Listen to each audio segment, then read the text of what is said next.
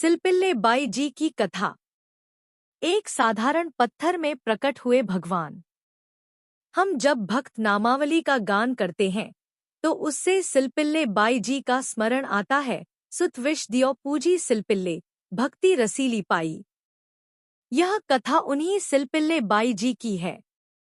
एक थी राजकुमारी और दूसरी एक जमींदार की पुत्री, दोनों में मित्रता थी। एक दिन राजा के यहाँ भगवत प्रेमी महात्मा आए। राजा स्वयं संत सेवी थे। उनके यहाँ महात्मा जन आते रहते थे। महात्माओं का कार्य ही होता है निरंतर अपने प्रभु की सेवा और सुमिरन में मग्न रहना। उन संत के पास भगवान का शालिग्राम स्वरूप था जिसकी वे भावपूर्वक सेवा कर रहे थे, और वह दोनों बालिकाएं उन्हें श्रद्धा से देख रही थी। उनके मन में आया, ऐसे ही हम भी ठाकुर जी की सेवा करेंगे। संत भगवान कई दिन वहां रोज सेवा, कीर्तन और कथा होती रही। एक दिन उन दोनों सखियों ने मिलकर निश्चय किया कि संत भगवान से निवेदन करें, हमको भी ठाकुर जी दीजिए।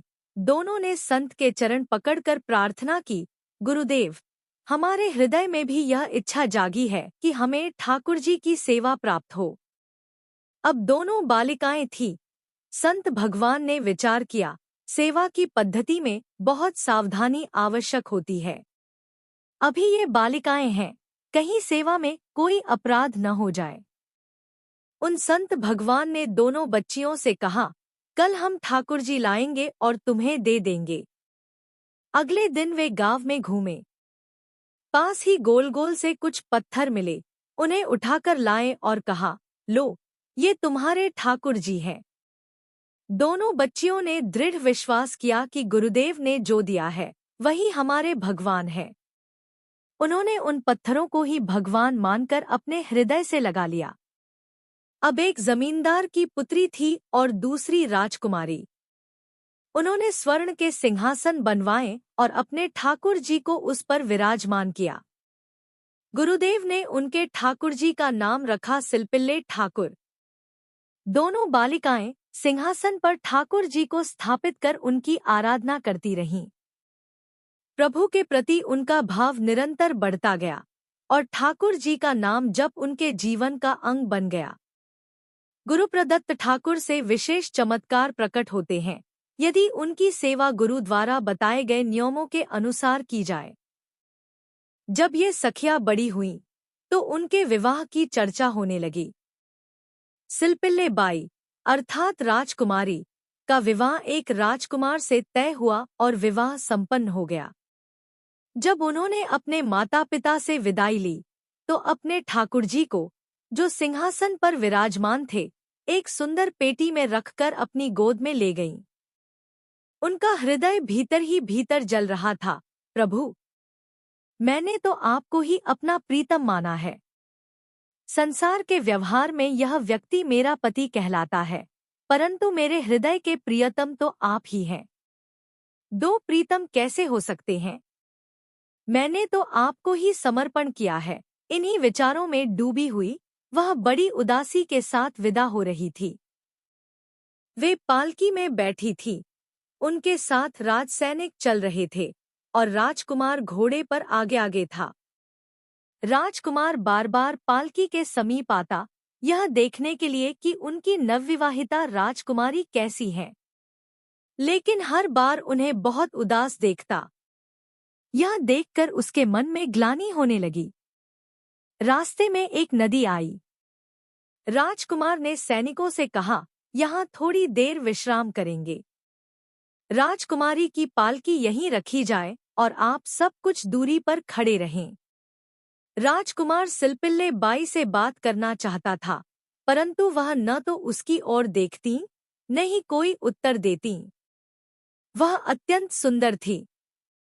राजकुमार के मन में जलन होने लगी, आखिर ऐसा क्या है जो यह मुझसे बात तक नहीं कर रही। वो बार बार अपनी पिटारी खोलती और ठाकुर जी के दर्शन करती।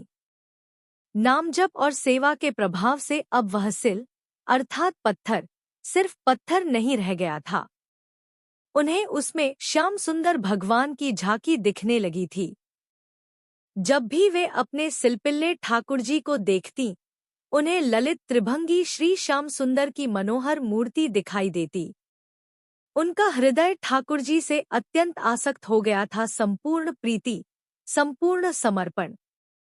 अब राजकुमार समझ गया कि सिलपिल्ले बाई और उसके बीच जो भी दूरी है, उसका कारण वही पिटारी है जो राजकुमारी की गोद में रखी है। उसने कुछ दासियों को बुलाया और कहा, इन्हें बातों में उलझाओ और वह पिटारी मुझे लाकर दो। वे दासियां प्रवीण और चतुर थी। उन्होंने सिलपिल्ले बाई को विनोद भरी बातों और हंसी मजाक में उलझाने की कोशिश की, परंतु सिलपिल्ले बाई उदासीन बनी रहीं।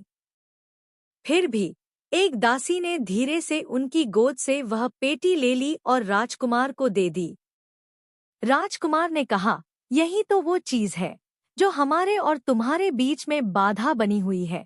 यह कहकर उसने वह पेटी नदी में फेंक दी। अब जो पीड़ा सिलपिल्ले बाई के हृदय में उठी, वह असहनीय थी।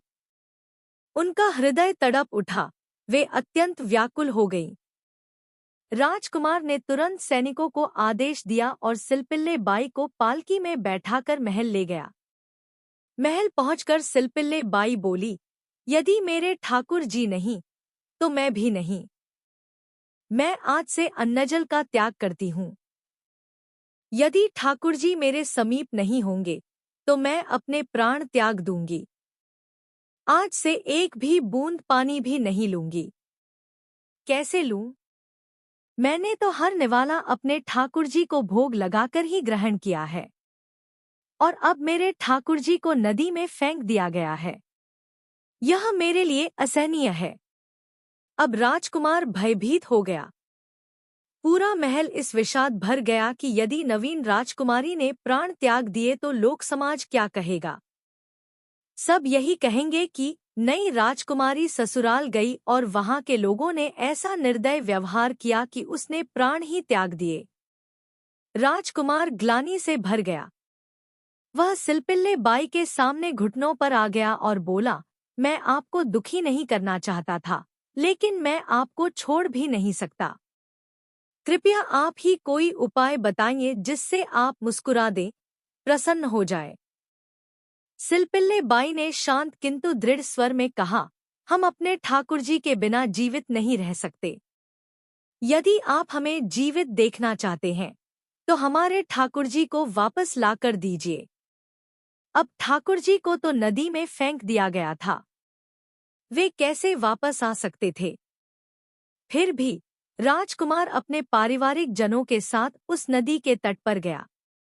वहां पहुंचकर उसने सिलपिल्ले बाई से कहा, तुम्हें ठाकुर जी से जितना प्रेम है, यदि सच में वैसा ही प्रेम ठाकुर जी को भी तुमसे है, तो मुझे उसका प्रमाण दो। यदि वह प्रेम सच्चा है और तुम मुझे उसका प्रमाण दिखा दो, तो मैं जीवन भर तुम्हारी आज्ञा में रहूंगा।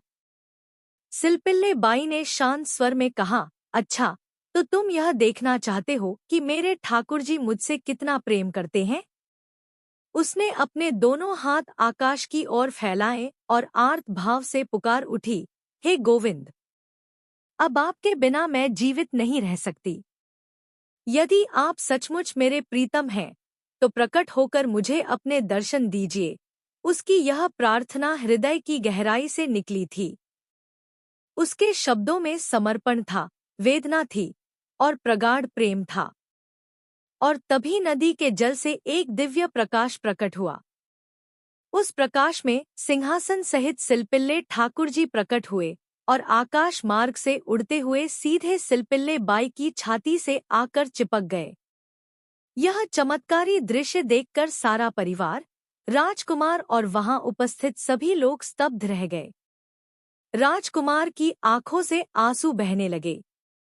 वह सिलपिल्ले बाई के चरणों में झुक गया और बोला, अब मुझे सब समझ आ गया।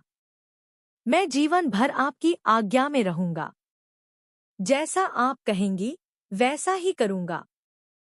मैंने आज सच्चा प्रेम और सच्चे प्रभु को देखा है। जय जय श्री राधे।